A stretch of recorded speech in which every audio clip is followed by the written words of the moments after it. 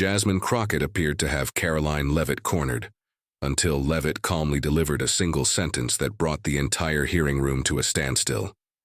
Before diving into the full story, drop a comment with where you're watching from, and don't forget to subscribe so you never miss an update.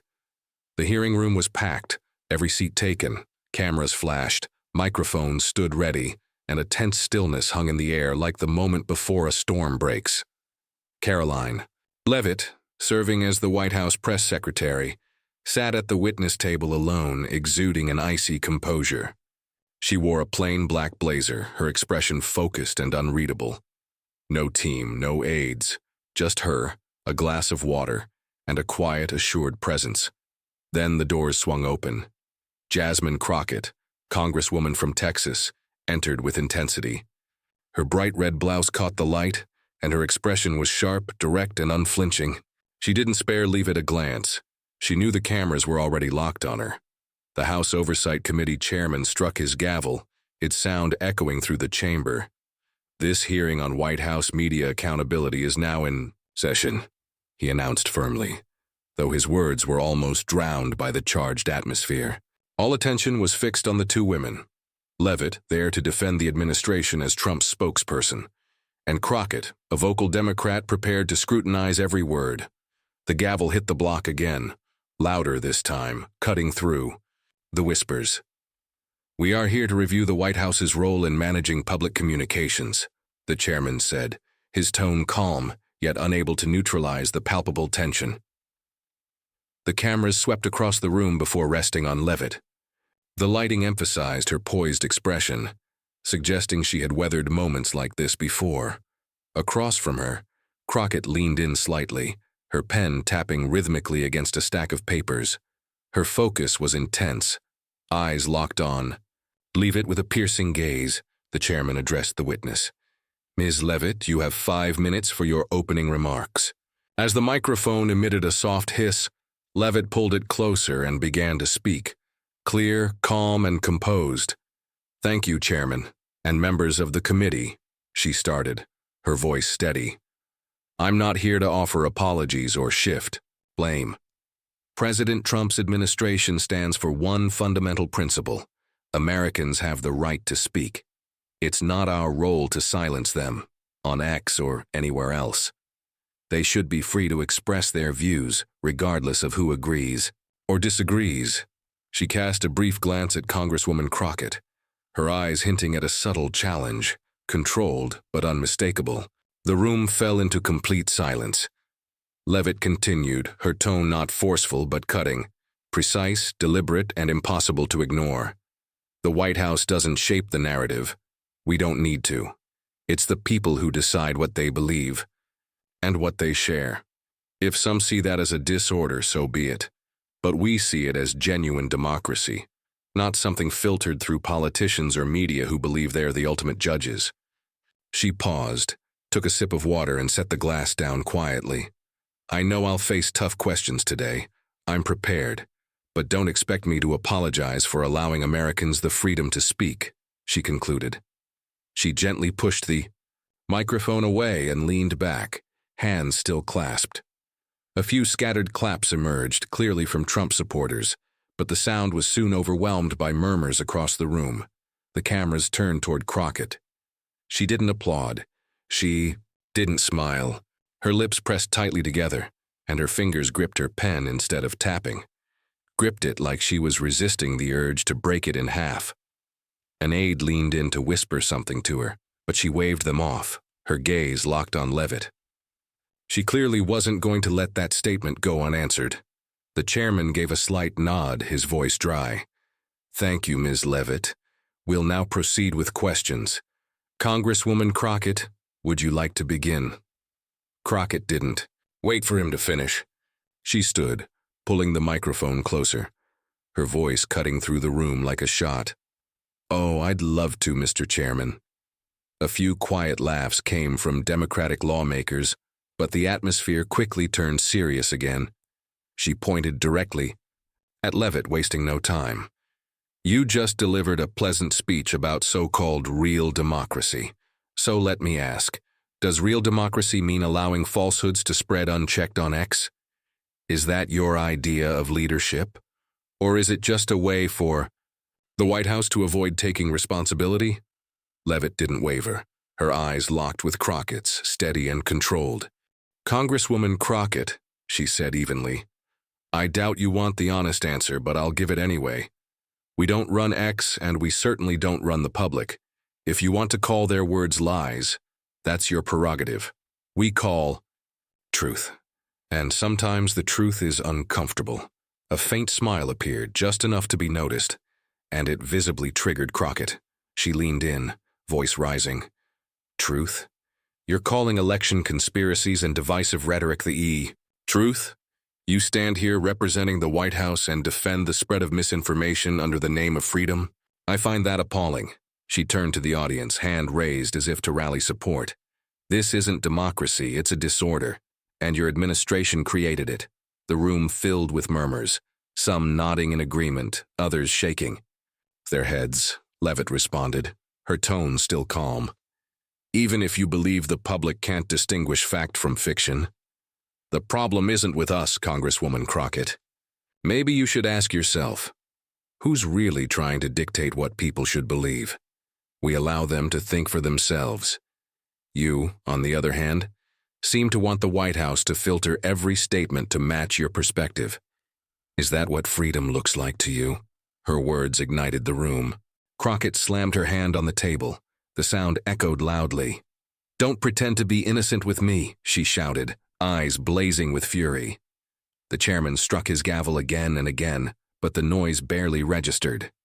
Jasmine Crockett stood firmly, hands on her hips, her glare intense, as though she could set Karoline Leavitt ablaze with just a look. Leavitt didn't flinch.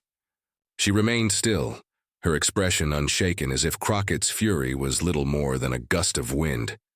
The atmosphere in the hearing room thickened, an electric standoff between two opposites, one fiery and volatile, the other calm and impenetrable. Crockett drew in a breath, her voice trembling slightly from emotion but still precise. Ms. Leavitt, let me clear something up before we continue. You were a lawyer in Texas, right? You fought for people who were hurt by lies, lies that tore communities apart. I saw it firsthand in Dallas, and now here you are, the youngest, press secretary, a new mother, fiercely loyal to Trump, defending what you're calling the people's voice. She paused, searching Leavitt's face. I don't understand it. Do you honestly believe what you're saying, or are you just reading off Trump's script? Leavitt tilted her head slightly, a trace of curiosity in her expression, but her gaze never wavered. Congresswoman Crockett, I'm not here to share my personal journey, she responded, voice controlled and even. But if you need to know, yes, I believe in what I say. I'm not reciting lines. I speak because this administration trusts that Americans don't need their thoughts spoon-fed to them. Crockett scoffed, the sound amplified through the microphone. Then let me ask you directly, do you even know what's being posted on X in the White House's name? Election fraud claims, anti-immigrant rhetoric. You call that the people's voice? That's not freedom. It's disinformation. It's the kind of chaos ripping this country apart, she pointed accusingly. And you, Ms. Leavitt, standing there with that blank expression, pretending you hold no responsibility. Leavitt didn't return the scoff. Instead, she paused, adjusted the microphone slightly, and replied steadily. Congresswoman Crockett, you can label it however you wish. But we don't craft those posts. The public does. If you have an issue with what's being said, the problem isn't us. It's the very people you're supposed to represent. What they believe, what they... Sure, that's not something. The chairman's gavel cracked against the wood again. Order, order! But his words were swallowed by the fury in the room. Karoline Leavitt didn't respond right away. She took a slow sip of water, set her glass down, and fixed her gaze on Crockett. Cool, unreadable, yet unmistakably focused. If you want accountability, she said at last, her voice calm as ever, then ask. But don't expect me to apologize for letting the people speak, no matter how loud you yell. Crockett struck the table with such force that a stack of papers trembled. "I'll scream until you take responsibility," she shouted, her face flushed red with anger. Beyond the walls of the hearing room, social media was ablaze. Live feeds lit up with comments. "Crockett's about to explode," one user posted. "Leavitt ice cold," wrote another. Clips of the confrontation went viral. The hashtag #CrockettVs Leavitt climbing faster than ever. Still, Leavitt didn't flinch. She sat there, hands loosely clasped, her icy stare locked on Crockett, untouched by the storm before her. The chairman slammed his gavel again. "Order! I demand an order!" But his voice had become a mere murmur against the rising chaos. Crockett's eyes were bloodshot. Her grip on the microphone was so tight her knuckles turned bone white. She drew in a breath, her voice shaking but precise, razor sharp. "Miss Leavitt," she said, each word honed with fury. "I'll ask. One last time, are you going to take responsibility for the lies being spread on X? Or are you going to keep pretending you're just a bystander?" Leavitt didn't answer immediately. She tilted her head slightly, as if weighing the question, then leaned forward, pulling the mic closer. Her voice rang out, cold, steady, and void of emotion. "Congresswoman Crockett," she said, "I'm not responsible for what the people say. I'm responsible for making sure they can say it. You want someone to blame? Blame freedom. But don't expect me to apologize for refusing to silence them." She leaned in further, her gaze unbroken. Crockett shot back instantly, her voice rising like a siren. "Freedom? You call that freedom?" she cried. "When people believe the election was stolen, when they threatened to kill each other over lies on X, lies you let stand. That's not freedom, it's chaos. And you're enabling it." Her hand shot out, pointing directly at Leavitt, her finger trembling with rage.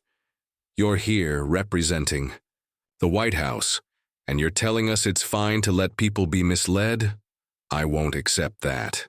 The hearing room buzzed, murmurs, whispers, the frantic scratching of pens as reporters rushed to keep up. A few Democratic lawmakers nodded, along their faces tight with agreement. Leavitt didn't move. She looked at Crockett, her expression sharp but still devoid of malice. "Congresswoman Crockett," Leavitt's voice dropped, firmer now, unyielding. "You keep saying people are being misled," she said, eyes fixed on Crockett. "But ask yourself, who's really trying to control what others think? We trust people to decide for themselves. You want the White House to censor every post, every opinion that doesn't fit your narrative. Is that what you call freedom?" Crockett was seething. "Don't twist my words," she shrieked, her face blazing red. "I'm not asking for censorship. I'm demanding accountability. Lies have consequences. People die, communities fall apart. And you just sit there and call it democracy." Her voice cracked under the weight of her fury. "You think you're clever, hiding behind freedom to protect Trump?" Leavitt calmly pulled the mic closer again. Her voice was steady, controlled, but it sliced like a blade. "I'm not hiding behind anything," she said. "I'm right here, in front of you, in front of the country. But since you want to talk about consequences, let's do that." She leaned forward, her words slow, deliberate. "You talk about protection, but what you really want is power. The power to dictate the story, to decide who speaks and who doesn't. That's not protection, that's control. And maybe your problem isn't the lies. Maybe it's that you can't control the story anymore." The words hung in the air like smoke from a slow-burning fuse. Silence fell. Only Crockett's ragged breathing echoed through the mic. Her eyes widened, then hardened into a glare.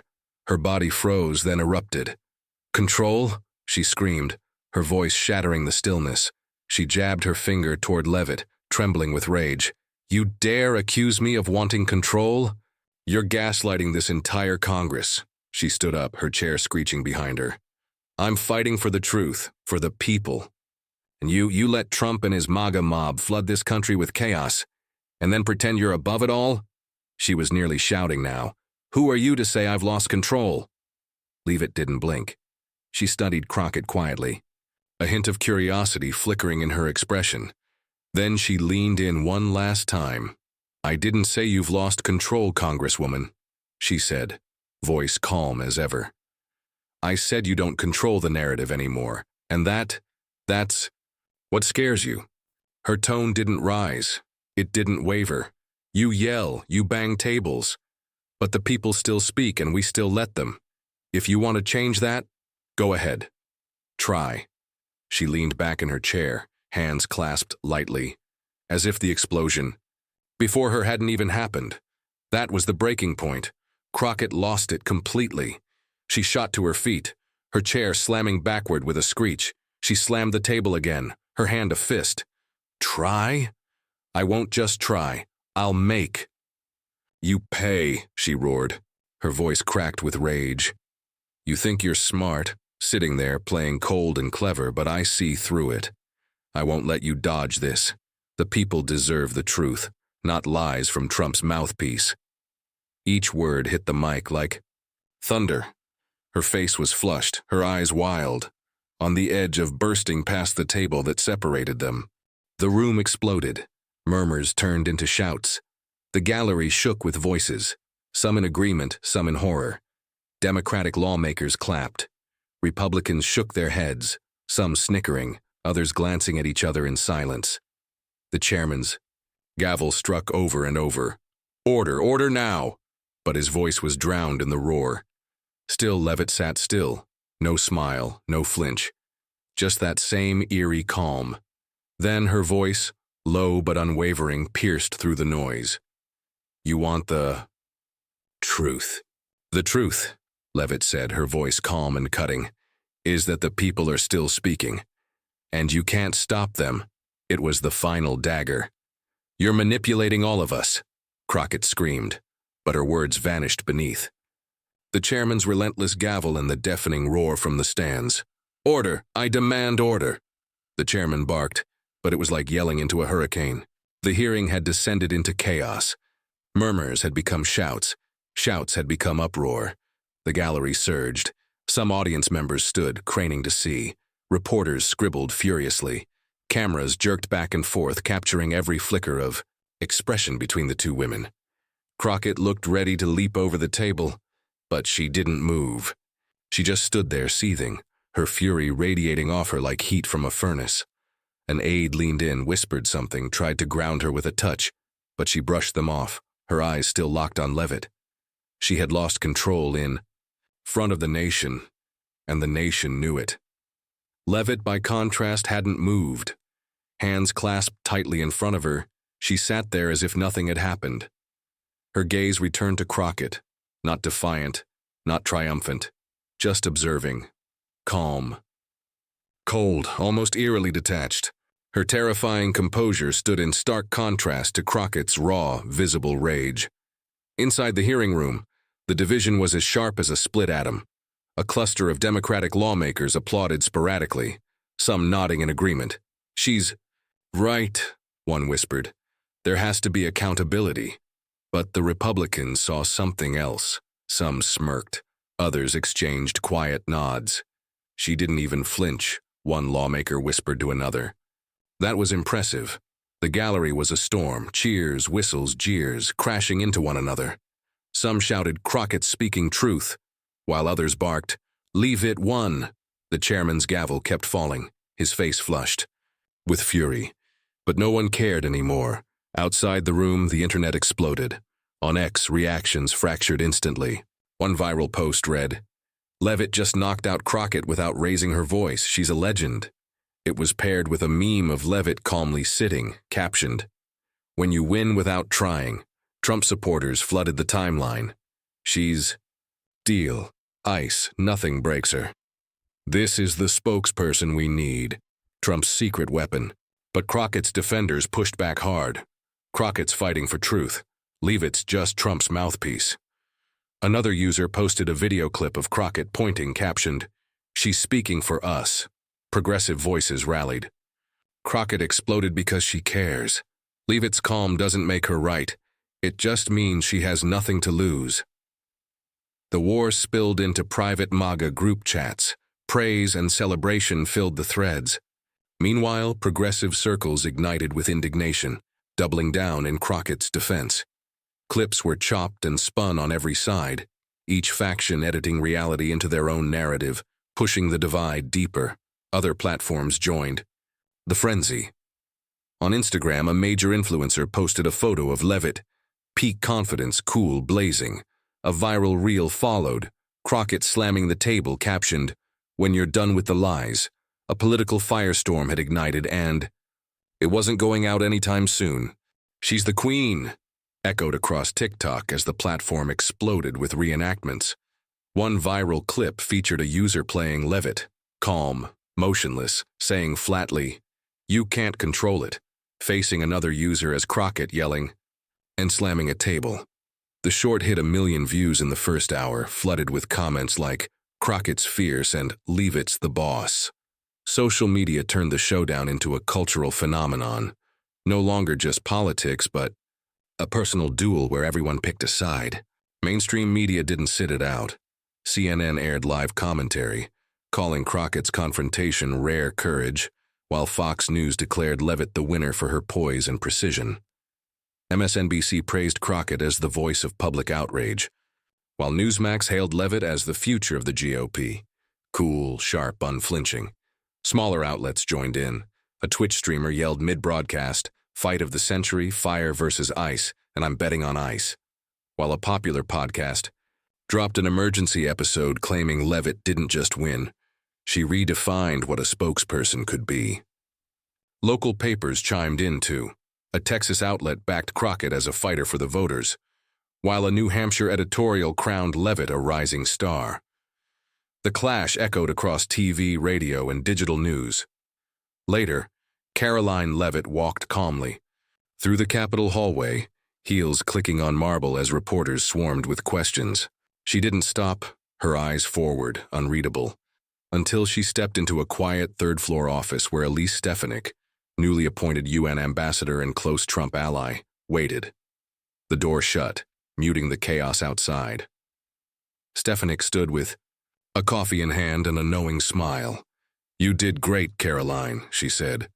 Crockett screamed loud, but you didn't flinch. Leavitt sank into an armchair, unbuttoning her blazer, exhaling softly. "I wasn't surprised by her," she replied. "Crockett cares, I can see that, but she thinks yelling changes things. It doesn't." Stefanik nodded, placing her coffee down. "You just showed the nation how we play, calm, sharp. Trump's going to love this." Leavitt gazed out the window at the city lights, fingers gently tapping the armrest. "I didn't do it for Trump," she said quietly. "I did it for principle. People need to be able to speak, right or wrong. Otherwise, we're no better than the people Crockett fears." Stefanik raised an eyebrow but didn't argue. She stepped closer, gently patting Leavitt's shoulder. "You're the youngest press secretary in history, and today you proved why." "Why take a break, Karoline? You've earned it," Stefanik said, but Leavitt's gaze remained locked on the view outside. A storm of thoughts swirled in her mind. Am I doing the right thing? She quickly brushed the doubt aside. She believed in the principles she stood for. Not Trump, not the White House, but the idea that truth would always find its way, no matter how messy it got. Meanwhile, few rooms away, Jasmine Crockett stormed into her office, slamming the door behind her. Papers flew as she dropped a stack onto the desk, her hands trembling. She collapsed into her chair, her team of 3 young aides standing around, none daring to speak. Finally, one of them broke the silence with hesitation in their voice. "You, Congresswoman Crockett? You did great, the whole country heard you." Crockett looked up, her eyes red, breathing heavily. "Great," she repeated, her voice hoarse. "I didn't take her down. I yelled, I banged the table, but Leavitt, she didn't budge. I don't feel like I won." Another aide, a short-haired girl, stepped forward and placed a hand on the desk. "You spoke the truth. That's what matters. Leavitt can be calm, but you showed we won't stay silent against lies." Crockett gave a faint, bitter laugh, shaking her head. "Truth doesn't mean a thing if I can't make them accountable," she said coldly. She made me look like the one who lost control. I hate that. She tapped her fist lightly on the desk, too exhausted for a hard slam like before. She remembered her days as a lawyer in Texas, fighting for people hurt by misinformation, families broken by conspiracies, communities split by lies. That's why she got into politics. That's why she shouted today. She stood up, her voice firmer. "I'm not stopping," she declared. "Leavitt and Trump might have won today, but I'll make them pay somehow." Outside, the public remained divided. In Texas, Crockett's voters gathered outside her local office, holding signs that read, "Jasmine speaks for us." An older woman told a reporter, "She's fiery, but she cares. Not like that cold crew at the White House." Meanwhile, in Tioga, New Hampshire, Leavitt's home state, locals crowded into a coffee shop, proudly rewatching the clip. A middle-aged man grinned. "She's our girl, calm but cutting. Crockett didn't stand a chance." The story of the clash between Crockett and Leavitt mirrored the deep divide in American society, a nation where free speech, social media, and politics collided in unrelenting battles. Crockett represented the outraged voice of those who felt truth was being warped by misinformation, like when she screamed about the consequences of lies tearing communities apart. In contrast, Leavitt, with her icy calm, defended the stance that people must be free to speak, even when the truth is messy. If it leads to chaos, Leavitt's line, "You don't control the narrative anymore," sets Crockett off. This clash echoed real debates happening on platforms like X and other public forums across America, where conservative and progressive groups endlessly spar over power and truth.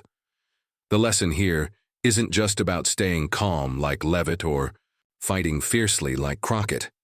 It's about realizing that in a polarized society, how we communicate matters more than ever. Leavitt won not because she was necessarily right, but because she controlled her emotions, turning Crockett's anger into a weakness, like when she walked away coolly amid the chaos. In today's America, where people are quick to get swept up in online or real-life arguments, the key is to learn to listen before you shout, and to stand firm in your beliefs without letting emotions cloud your reasoning.